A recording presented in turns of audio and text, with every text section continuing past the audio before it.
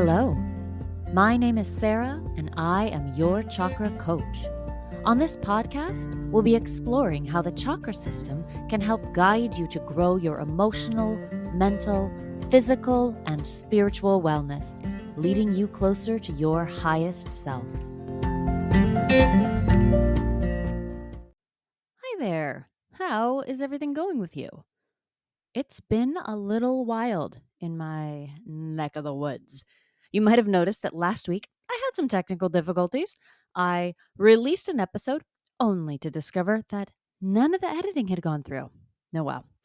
If you heard that and you were confused, well, don't worry, I was too. But fingers crossed, I've got to fix this week. Speaking of fingers, that's what we're talking about today, or more specifically, mudras, which are positions that we put our hands in to channel certain subtle energies. My guest, Jain, is an expert on mudras and how they're used in a yoga practice, not necessarily a posture practice like yoga on a mat, but during breath work and life to help us adjust the 5 elements that are present in our bodies. It's really interesting, and he does a terrific job explaining it. And then we wrap up the conversation with some insight into chakras, the energetic plane, and how the energy of the chakras affects the energy of the physical realm. Now, Ram Jain was born in India into a Jain family with rich traditions where yoga has been a way of life for 5 generations. His formal yoga education started at 8 years old at a traditional Vedic school where he studied ancient scriptures, yoga, and Sanskrit. He has been on the path of yoga for the last 34 years and has been teaching yoga for over 23 years. Since 2009, more than 12,000 yoga teachers have graduated from his yoga ashrams in India, the Netherlands, and from their online academy. He's the author of an Amazon bestseller, Hatha Yoga for teachers and practitioners, that has sold over 18,000 copies in 4 languages. I enjoyed this conversation, and I got to ask questions of a person who I think is really fortunate to have been born into the yogic traditions. I hope that you love it as well. And if you do, or if you love any of these episodes, would you mind just real quick going into your podcast listening app and make sure you're following this podcast or subscribed to it, and maybe leave a quick rating or review? That would be awesome. Here's Ram Jain on mudras and chakras. Hello, Ram. Thank you so much for joining me on the podcast today. How are you? Hello, Sarah. Thank you for having me on the podcast. I'm doing good today. Thank you. Good. I'm so glad to hear that. So, one thing when I first found out about you that really intrigued me, and we're going to get to this in a second, was you're an expert on mudras, which are hand positions that we use in yoga practice, pranayama practice, but you're going to kind of clear that up for us today. Like, what are they? Where do they come from? What are they for? And I'm so excited to get to this conversation. But before we do, would you mind telling me just a little bit about you? How did you begin your study of yoga? Tell us a little bit about your journey. Yes. So, Sarah, basically, I started to study yoga formally in school. I was sent to a Vedic school. So, since age of 8, I went to Vedic school, and there I studied till I was 16.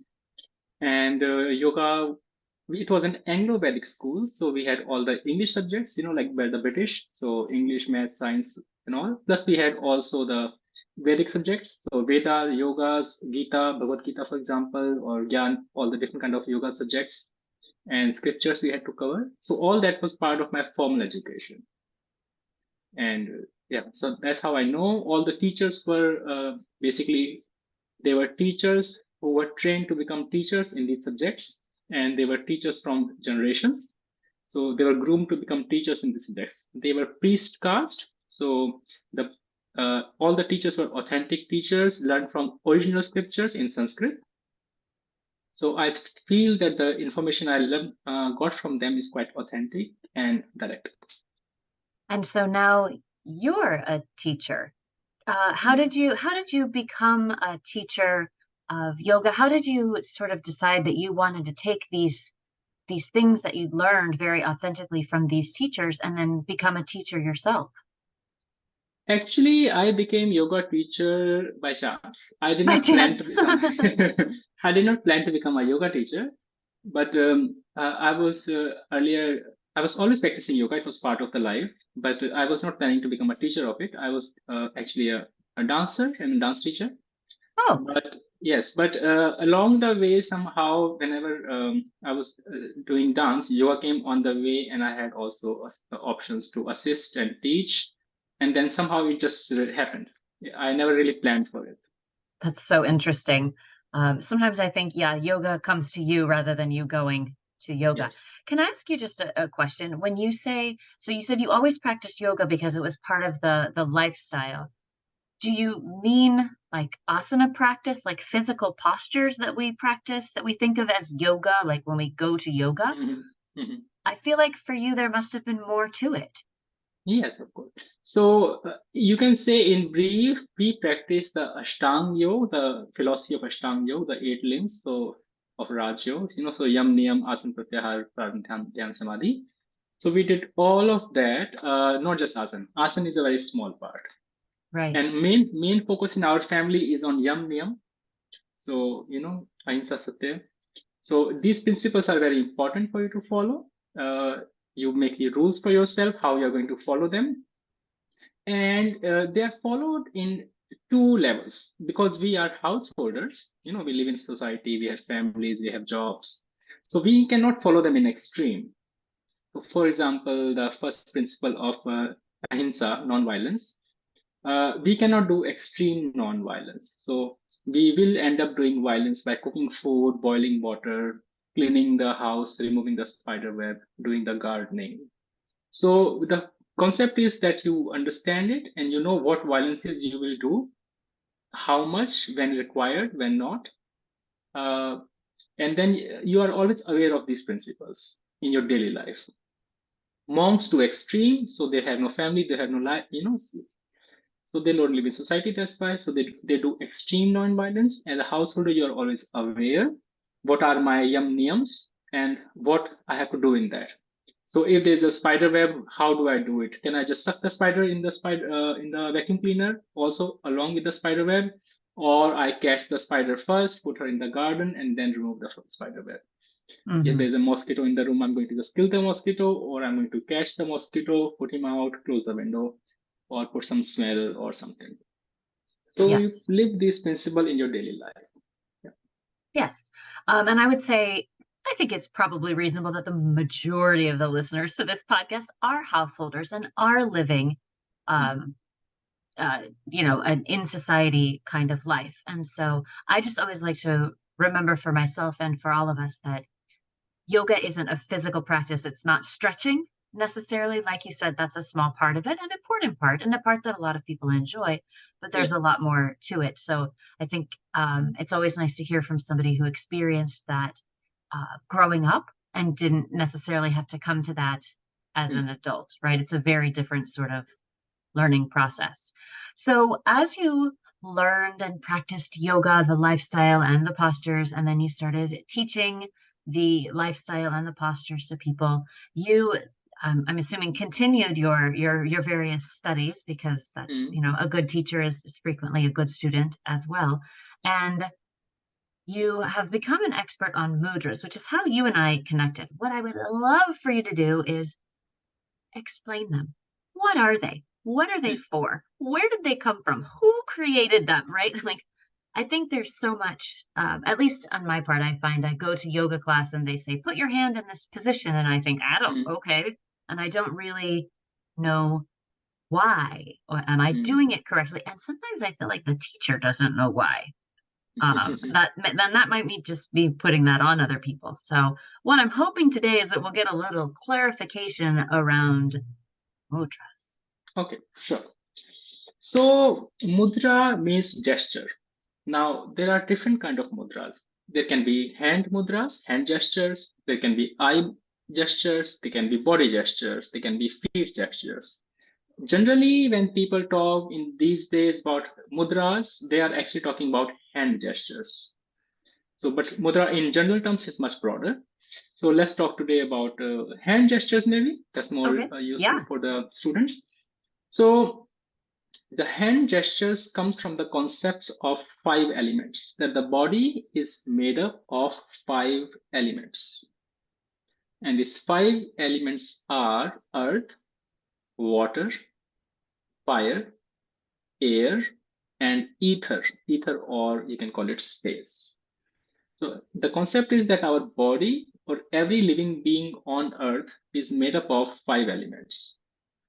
Combination of earth, water, fire, air, space. So because we are made up of these five elements, our five fingers are also representing these five elements. And the concept is by manipulating your fingers, by controlling your fingers, you can actually increase or decrease the flow of these five energies in the body. Fascinated. Okay, I'm following you so far. That makes a lot of sense. Ask me questions if something is not clear. No, I will. Thank you so much. Go on. So, because these are five elements and there is always energy flowing from the five, we can move around these fingers to control specific energies. Now, when I say specific energy, generally people know them as also five pranas. So, the five pranas basically are Udan, which is in above our head, so above our heart, in the area above the heart. So, if I'm standing like Da Vinci's man, all the area above my heart is controlled by Udan, right? Udan is the prana of space. Similarly, below on the heart, we have pran, the energy or the prana which makes the heart beat. That is the prana or the energy of air, element air. Then we have in our belly the fire in the solar plexus. The fire is the element or energy of fire itself. Then we have Vayan. Vayan is basically three fingers below the belly button, four fingers below the belly button also. That is called Vayan, and Vayan is the energy of water. It is responsible for all the circulation in the body, circulation and movement. Then we have Apan. Apan is basically in our lower intestines, large intestines, in our pelvis, and Apan is the energy of element earth. Okay. So these are different energies in our body. They have different functions. Udan is responsible for thinking, for seeing, for moving the upper body, hands, yawning. Pran is responsible for breathing. Saman, the fire element, is responsible for the digestion and metabolism. Water element is responsible for circulation. Earth element is responsible for all the excretion and the creation of the gross matter in the body, like bones, tissues. So when we use the mudras, we are able to manipulate or stimulate certain energies more or less. If something is more, you want to decrease it. If something is less, you want to increase it. So this is the primal concept of mudras. Primarily, there are five mudras. Now there are basic variations which become 10 mudras. So we generally say five mudras primary, like we have seven chakras primary, we have five mudras primary. Then there are further combination of these mudras you can use, but primary five are basically the main five mudras everyone should know. Okay. Teach us. Wow. So I think let me just recap for a second to make sure I'm understanding. So we have these five elements present in our bodies, and each of these elements are responsible a certain type of energy, and they're responsible for certain type of functions in our body. I think an easy one to think of is sort of like digestion, the sort of solar plexus fire area. So if we're having maybe digestive problems or something's not working in that area, we would want to increase that pran, that element, and we could use the mudras to do so. Yes. Great. Okay. How do we do that? Okay. Is So each element associated with a specific finger? I'm just guessing now, yes, but you yes, tell us yes, more. you're right. You're right. You're right. So I will show you. Little finger is basically water. Water. Okay. The ring finger is earth.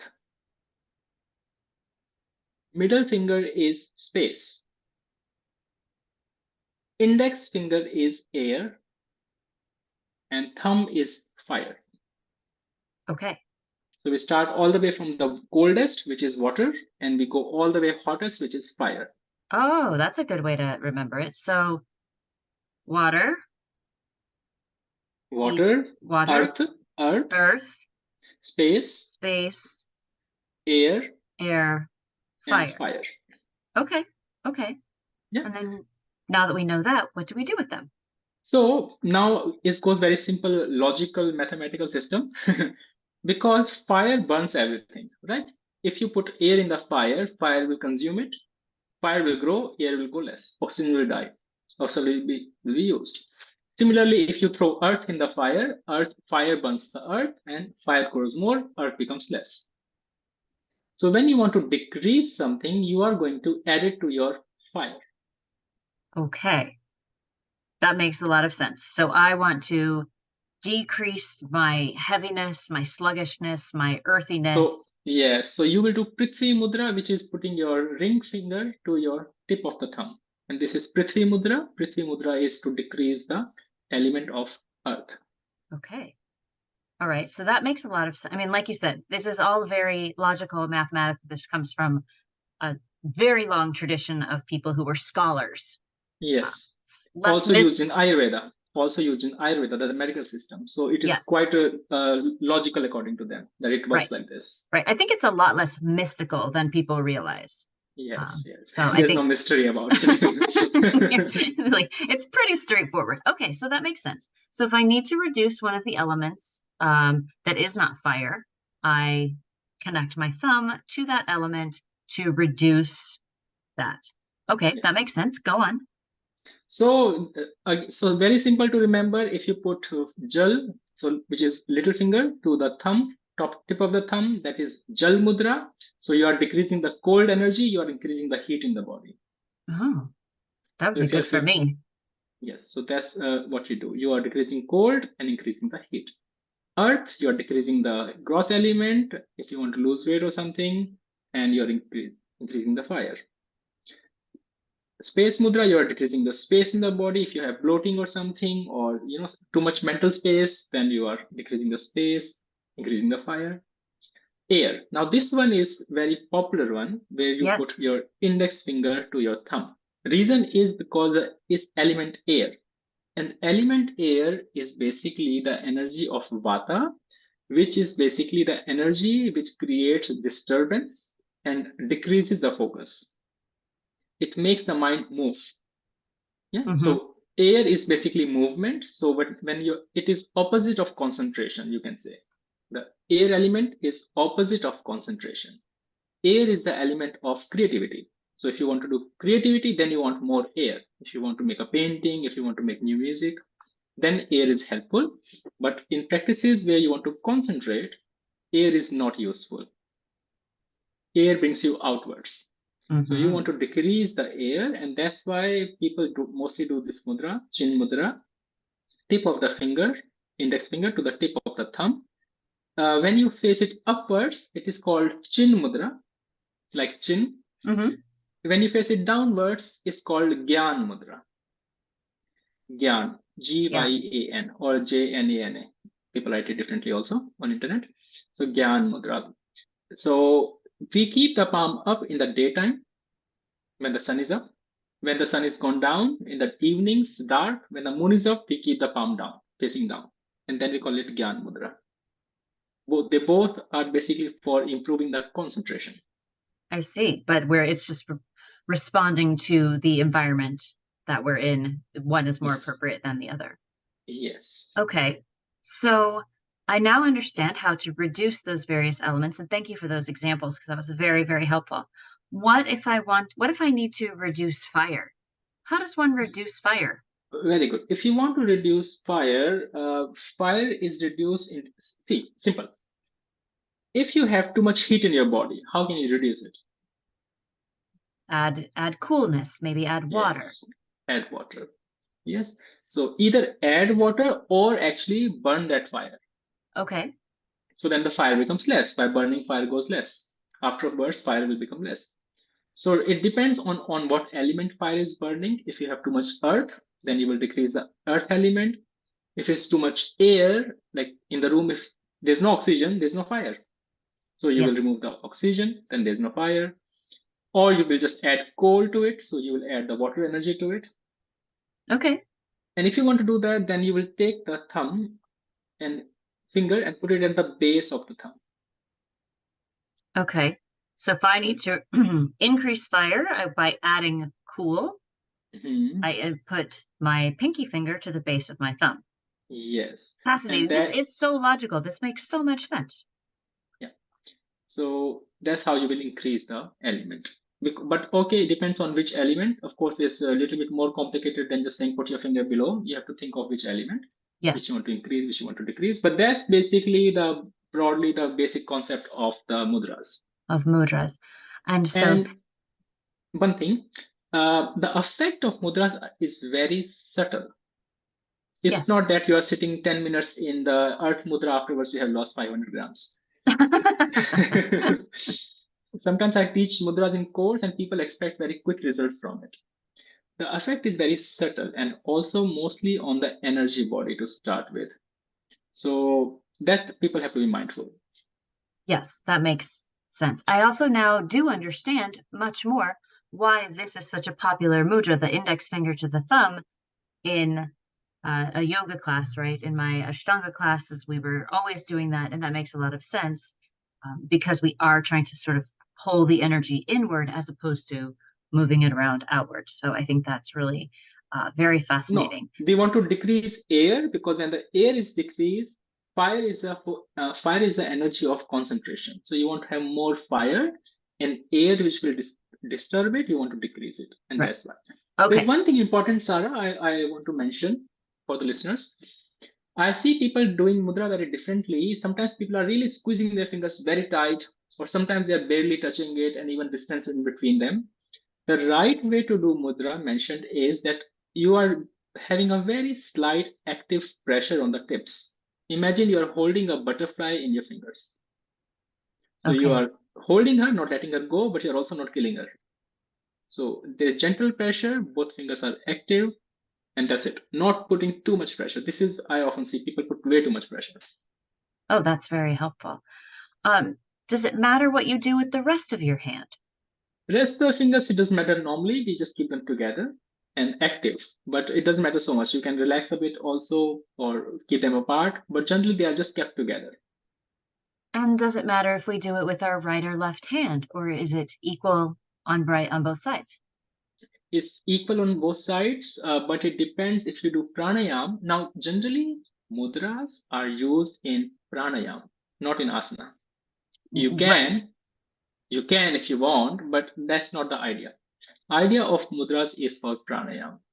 So now, depending on pranayam, if I'm doing, for example, breath work, anulom vilom, so then I will use my right hand because I want to put my right thumb on my right nostril.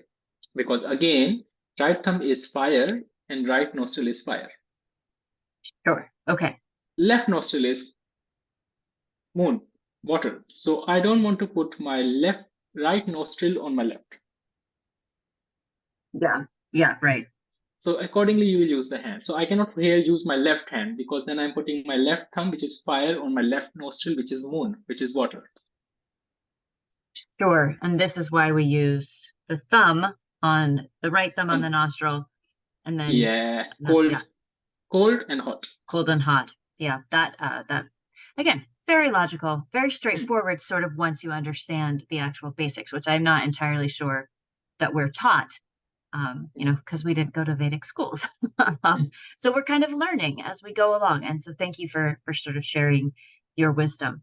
I do have one question about a specific mudra that I've been seeing a lot on like the social Hmm. medias, and I'm constantly being showed in yoga classes that I just wanted to ask you about, and that's Anjali Mudra, prayer hands to heart center. I feel like there's a big conversation around that right now, and I'd love to just sort of hear your thoughts on the mudra and Okay, tell so me what you think.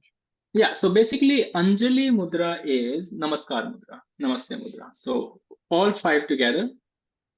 So I will explain you what is Namaskar Mudra or Namaste Mudra, because that's another name of Anjali Mudra, same thing.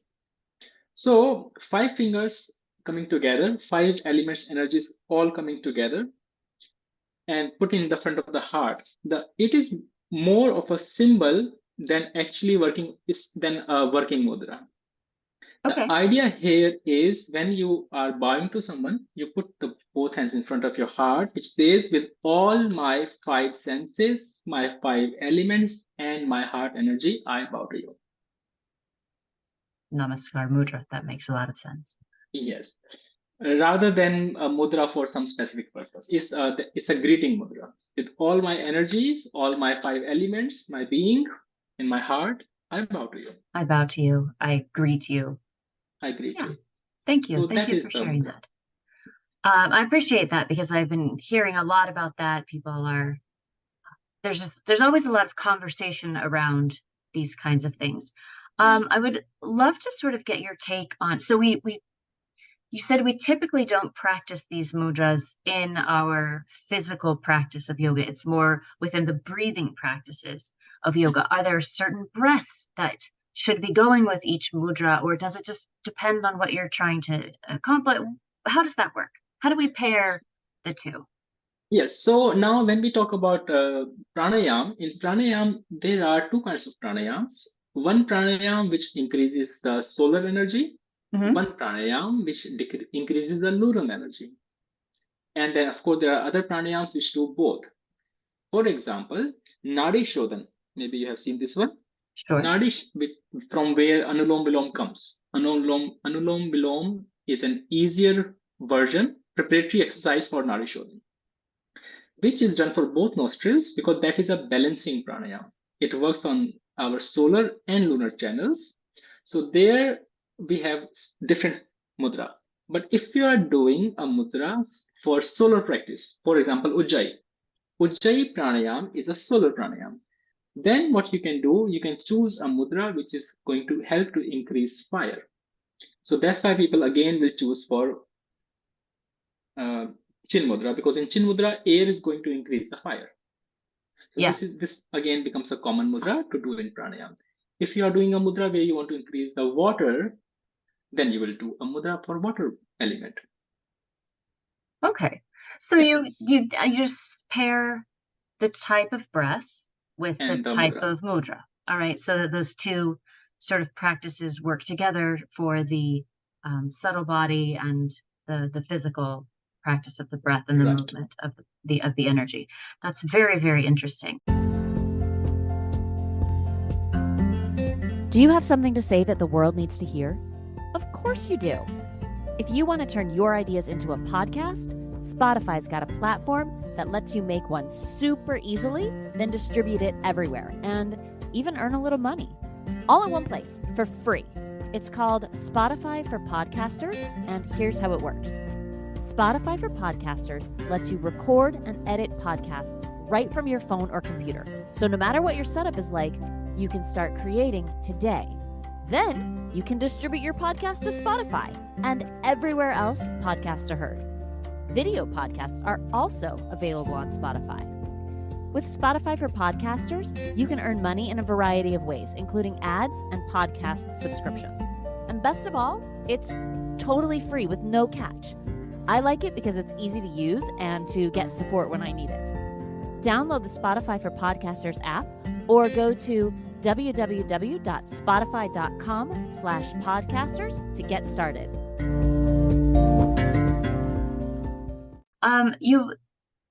You mentioned something a while back now, but I'm going to circle back to it. And you said, there are 5 primary mudras, just like we have 7 primary chakras. And your teachings, what you were taught and what you teach now about chakras is very different than what we hear a lot of Mm, times in the West. And so mm, I would love if you would share with me how you approach the chakra system. sure.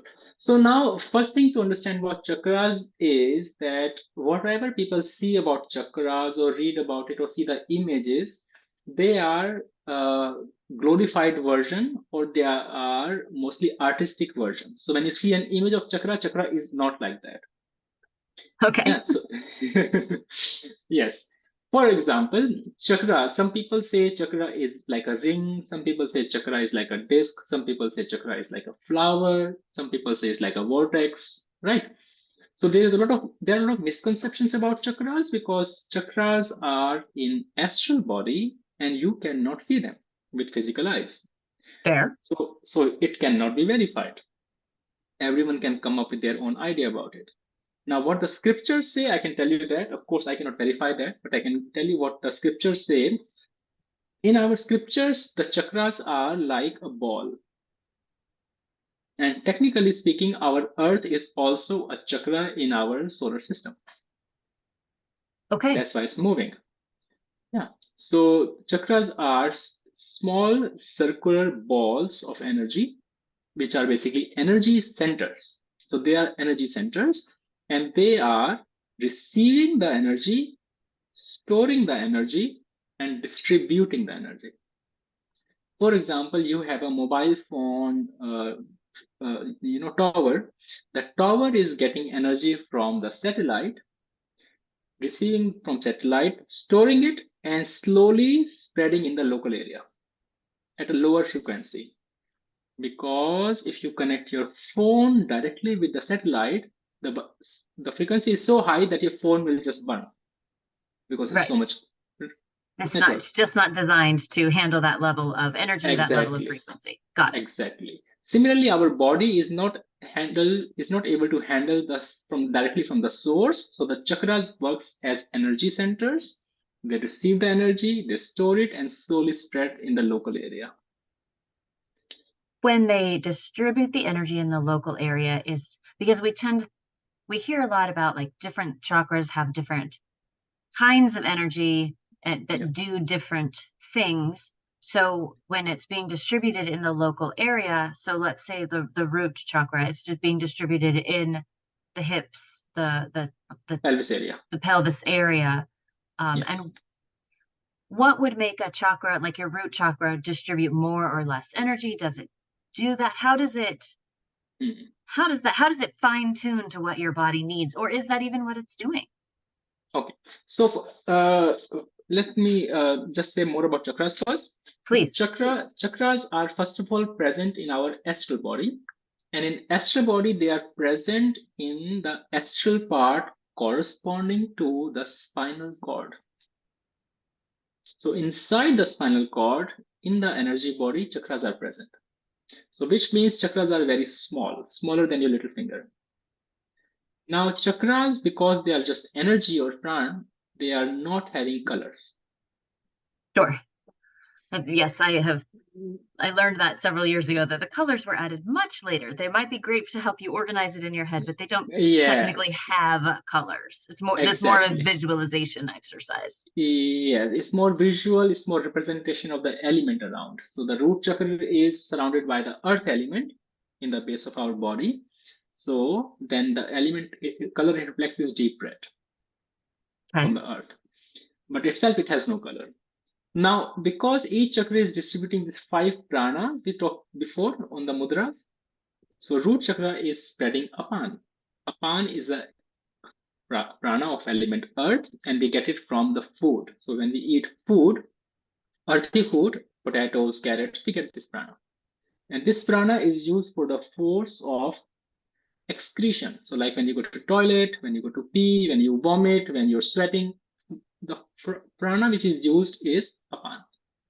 So we get this prana, and chakra is constantly spreading, or when it's needed, spreading the prana in the local area so we can do our physical activity there. Now, depending on your diet, if you are eating too much earth, then there is a bit blockage in the chakra. You are throwing too much element. Now, there's too much, you can say, too much collection. So the movement naturally becomes less. It's like if you go on the highway and there are too many cars, the speed becomes less. Mhm. For having the right speed, you need to have the right amount of cars on the highway. So same way, if you are eating bad, too bad kind of food, not right amounts, not right timings, not in the proper way, the chakra will basically be affected and it will be under stress. When a chakra is under stress, people say your chakra is blocked. technically our chakras are never blocked. They are only under stress. So they are a little bit slow down or a little bit hyper. Yes, I've heard people say if your chakras were blocked, you would be dead because Absolutely. so so that I think that again is like a term people use to sort of wrap their heads around things. But yes, I do Yes. think the distinction is important. So your energy center is stressed. It's unable to distribute the energy properly, or it's distributing too Yes. much energy. Is that Hyper or hypo. When there is hyper too hypo? much is hypo, and when it's too less is hyper. So it's moving too fast. So when it's moving too fast, the person always, so again, each element at a chakra represents a quality. Imagine like this, there's a building with 7 floors. On the ground floor, the energy is of survival. Everybody is worried about surviving, like what happens in a world war or something. So they are only concerned about surviving. They just want to eat food, they just want to have place to sleep, and they just want to be with someone. The basic human needs or basic living being needs. Right. So when someone is stuck there, they are only busy with these things. For example, in living beings, animals are stuck there. Animals are stuck at the root chakra. So that's why you will see they are always just busy with eating, sleeping, mating. They don't want anything else. When these 3 needs are fulfilled, they are relaxed. And again, they think I have to eat because they think they will not get it again. They really need to eat, keep eating to survive. They are in hyper mode. Human beings, we are not in hyper mode. Our basic needs of survival are met. We are not worried about that. We eat food and we chill. We want to have better food and all for taste, but we are not worrying about getting food or other things. So that's how it affects us depending on which level we are stuck at, and how energy is moving there, how elements are coming in and out, how is our diet is affecting it, how our sleep is affecting it, how our environment is affecting them, how our lifestyle is affecting them, how our thoughts are affecting them. Hey, now if there are 5 elements, and I understand they coordinate very well, like root element earth, uh, sacral element Sacral water, water. and on up. But then I run out of fingers at the throat chakra. What sort of element do I have up at my, the third eye and crown chakras? Third eye and crown chakras are not having any elements. So physical elements are with 5 chakras, and Mm-hmm. above at third eye, actually, the concept of third eye is that the third eye is our wisdom or awareness eye. So sometimes people say the element is light, or sometimes people say element is wisdom, but technically it's not an element.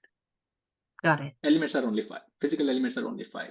So third eye is symbolized also. You will see one single eye, combination of 2 eyes. The idea is when your third eye is open or in balance, then your dualities, because our 2 eyes represent duality, like, dislike, sun, moon, positive, negative. So these dualities are merged, and that is third eye awakening. When we Okay. say your third eye is awakened or open, we mean that for you the dualities are over. You are now enlightened, because that duality is created by the form or illusion or maya. Let's talk for a moment about dualities and being enlightened, because I think, and I've said this before in the show, we definitely throw that term enlightened around, Mm, um, kind of without, I think, too much thought about what that actually means or what it would look mm, like. mm. What is your sort of approach to enlightenment? And I know there are gurus, places that say I can get you enlightened in this lifetime, and Mm, mm. and so I would really love to hear sort of your take on that third eye balance. And I'm assuming you mean the energy center in your third eye is Yeah. able to absorb, store, and distribute energy appropriately, and that would be enlightenment, right? Yes. So basically, third eye center is the center of perception. Okay. Agya chakra is mostly written as Ajna chakra, AJNA, but that's a strange reason why it's written like this. I'm not going there right now, but basically it's Agya chakra, and Agya means the foremost, because this is the center of perception. How we perceive things are perceived through third eye. It is our first point of contact of understanding anything. Now, if it's like this, if I'm wearing purple sunglasses, everything I see will be purple. Sure. My perception is impaired. To be able to see the truth, I need to see the right colors. I need to remove the glasses, and then my perception is clear, and I can see what is there. Right now, our perception is actually covered by ego. Yes. Ego is attachment to our ideas. So I think it is like this, and I believe in that. When someone says no, it's not like this, I get angry, I get upset, I get sad. I want to prove myself that I'm right, you are wrong. So our perception is covered by ego, and when we remove that ego, we are able to see what is actually there, not what we think it is there. And that is called enlightenment. So removing of ego is called enlightenment. And removing of ego is the letting go of our letting go of our thoughts about the way things should be or the way we want them to be or our attachments to things. Is that what you would consider to be ego, or do you? Attachment to your ideas, whatever you think. See, ideas are not the problem, but getting attached to them is a problem. And we always have our ego working. So, if you go to some place, if you go to a cafe, immediately your mind says, I like this place in some degree, less, more, a lot, or I dislike this place, less, more, or a lot. Sure. Our dualities are always working. The coffee comes, either you like it or you dislike it, in different degrees, of course. Or this is because of our ego working. Our ego is always getting attached to the idea. This is like this is like that. I don't like this, I don't like this. It's believing in the form. So, in illusion. So that is the problem with ego. Ego is getting attached to your ideas, and our ideas are basically completely wrong. What do we know? Our five senses are impaired. We cannot see far. We cannot hear much. Our five senses are impaired. Our mind is completely impaired. So whatever we think it is, it's not. Oh, that's fascinating because our senses are all we have really to perceive, then, but they are so limited, right? Like I can only see what's in this room. I certainly can't see what's in, I can't even see what's in my own town, right now. Yes, and And even in your room, you can only see what your eyes are allowing you to see. For example, we don't yeah, have infrared vision. So in the night, you are seeing nothing. But yes. someone who has infrared vision, they see everything. So as long as we're using our senses, our perceptions are wrong. Whatever we think Yeah, it isn't because we simply don't have all of the information. exactly. We only see And seven colors, but there are more colors. So now we don't know that, and we believe, no, no, it is the truth. There are seven colors. My room is like this. That is ego. Believing in incomplete information. is ego. So the would you say the I hate to say this, but like the point is to discard ego, or it's simply to discard your attachment to the ideas and more of an acknowledgement that we exist in an incomplete picture? Like, Okay, so first thing is discarding the ego. So understanding that whatever I believe is not right. So there's no attachment to the ideas. And same goes then deeper at understanding who am I. Am I this name? Am I this personality? Am I this body? Am I this role I'm doing? I'm a teacher, I'm a mother, my nationality, who am I? So right now, if I ask people who are you, they always tell their name. They say, I'm a mother, I'm an uncle, I'm a teacher. They are saying the labels because they do not know who they are. Because of the ego, they think these labels which people call me is me. Because I need an identity. So who am I? Whatever people call me, I'm that. When the ego is gone, the labels are gone, then you become aware of who you are. And that is called enlightenment. In light, where you see yourself. do you think that's possible for most of us? Is possible. Question is, do we want That actually is an excellent it? question. Do we really want to let go of all the things that we think make us Yes. us, right? Yeah. But you're right. Yeah. I will work with clients and they'll say, oh, I'll say, tell me about you, and they'll explain who they are in relationship to everyone else in their life. Yeah. Right. And so that is really fascinating. I have taken this year just on my own personal journey to Mm-hmm. calling sort of that, who am I without all of that other stuff, my like authentic self, the part of me that doesn't have stories and ideas from my culture, my upbringing put on it. And I will tell you, I don't have any idea. It has been uncomfortable at times to think about that. So enlightenment may be possible. I don't know about for me, but at least not now. Yeah, yeah. It's not get difficult to get there. It's just we don't have the desire for it. Yeah, because it is extremely uncomfortable, right? Yeah, Mm. I think that's true. So when you find people that have, or in yourself or in your students, people that are having a chakra that is hypo or hyper, do you find there are things people can do Yeah. to rebalance? Do you find that that actually has an effect on their Yes. well-being in the world? Absolutely. Absolutely. That's what we do in Ayurveda. So when we find out the doshas, because doshas are also affecting the chakras.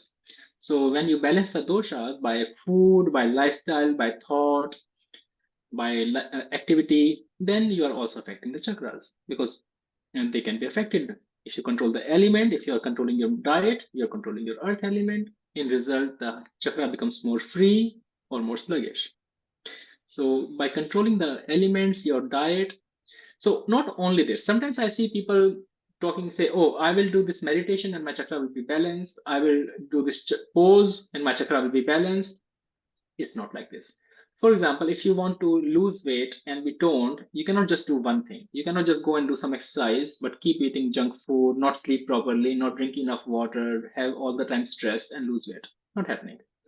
So you have to have the whole complete, well-rounded picture and activity to balance the chakra. But yes, like you can use weight, you can control your chakra, you can make it more free. And do things like meditation. I mean, I think you were saying like that's what we do in Ayurveda. We do different foods, lifestyle choices. Is there value in meditation for helping with that energy flow? Absolutely, absolutely. It helps, but again, like I said, if I just go do one thing, but I don't do other things, they will bring me back. It's I like see. in a bad posture. Once I had a lot of neck pain, so I went to physio. Sorry, a manual therapist. He, manipulated my cervical a bit. The pain was gone. Next week, I had the pain again. The problem was because my posture was not good by working on computer a lot. I was sitting very badly. So he did not say that all of that to me because he was looking only at his part. He said, come, I will manipulate it, it will be fine. Muscles will relax, bones will be in place. But due to bad posture, I was back in place, even in I think 2 days, in fact, not even a week. Same is it. You can do meditation. It's definitely going to help, but not a lasting effect unless everything is done. Your diet is maintained, you're thinking positive, you're taking responsibility of your well being. Only meditation is not going to help. Sure. Sure. If you're looking for a healthy, well-balanced body, mind, and spirit, if you wake up and you meditate first thing every morning, that's great. And then you eat nothing but cookies all day and you don't Yes, nourish your body with the proper vitamins, minerals, nutrients, things like that, you're never going to feel good no matter how much no, meditation you do, which I think is what absolutely. you're saying. Yes, absolutely. So I love how you've taken chakras, which a lot of times people think of as being very separate from Ayurveda or yoga or things like that, and really, although they exist in the astral body, and like you said, therefore can't be verified, we can't see them on our X-ray machine or our MRI, but they have a direct effect on the physical body, and the physical body, the things that we do in the physical plane, affect them on the astral plane. Yes, Yes, it's both sides. It's both both sides. sides. Astral body affects physical body affects astral body. For How do you example, feel? Oh, yes, please. my for example, mind is in the astral body and we have physical body. But if I torture your physical body, your mind suffers. But if your mind is suffering, you see it in the body. That's exactly what I was about to ask is how does our mental state and our emotional state play into these things? Because I think Like you can't x-ray an emotion either, but I think to say they don't exist would be absurd. So Emotions exist, absolutely.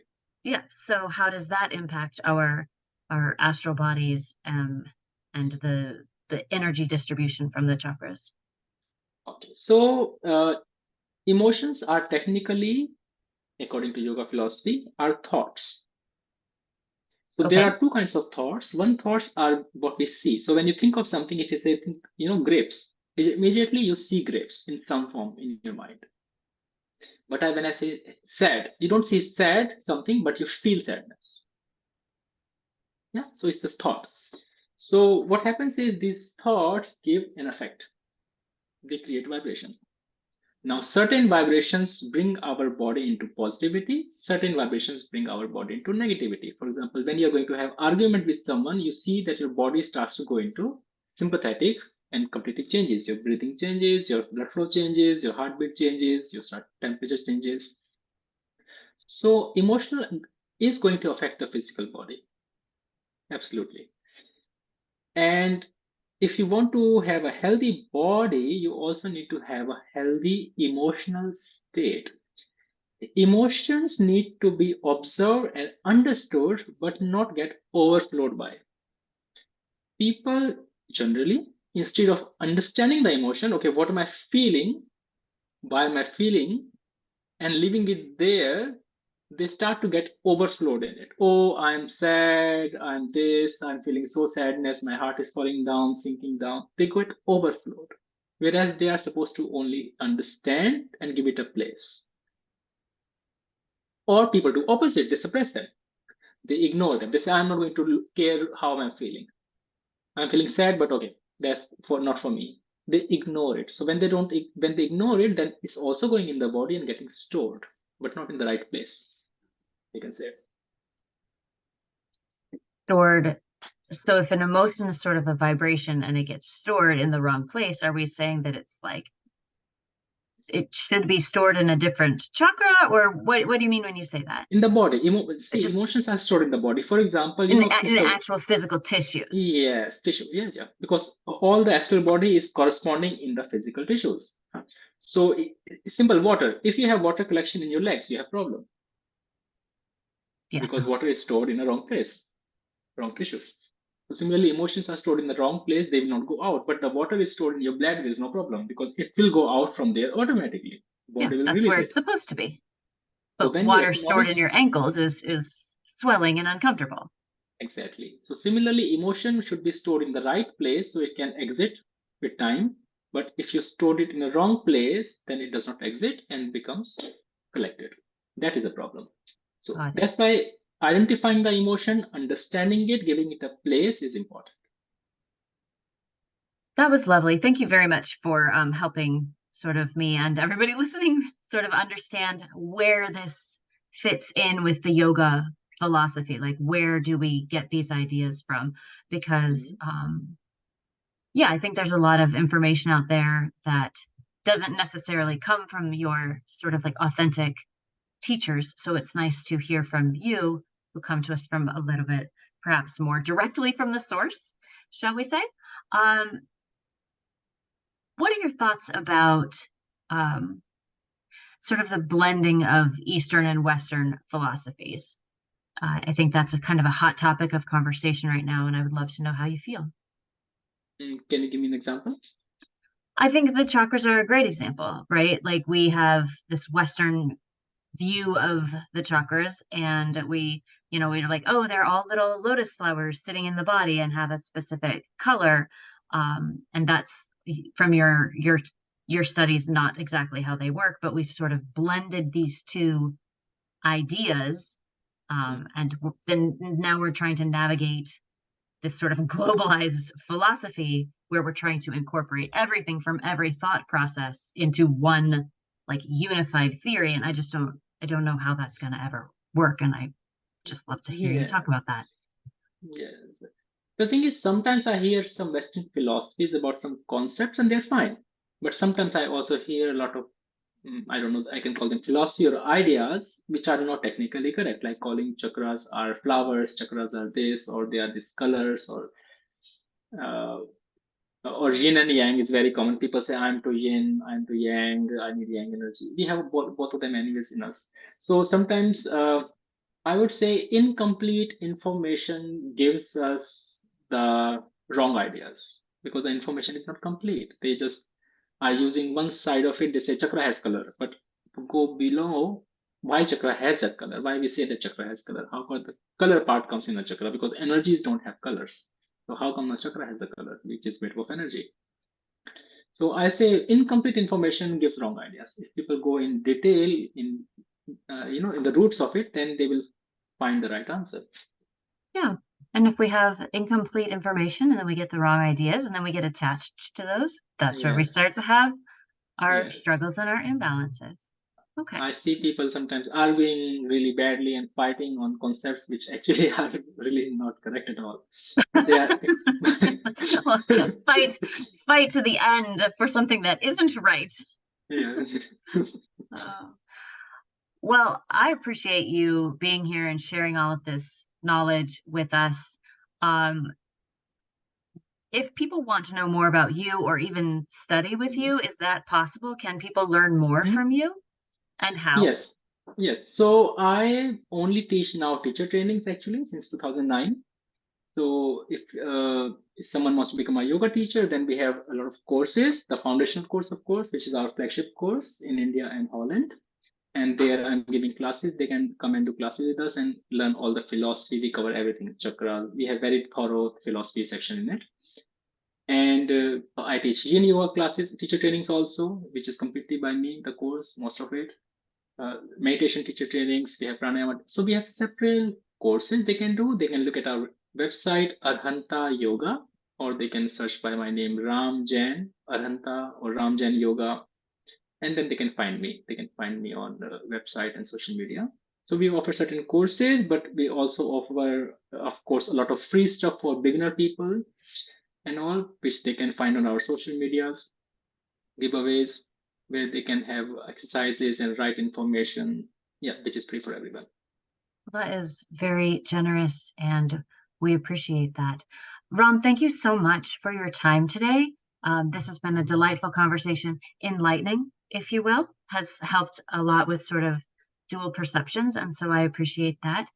I hope you will maybe come back sometime and we can continue our yoga philosophy discussion. Um, Sure. thank you so much. Thank you, Sarah, for having me. Thank you very much.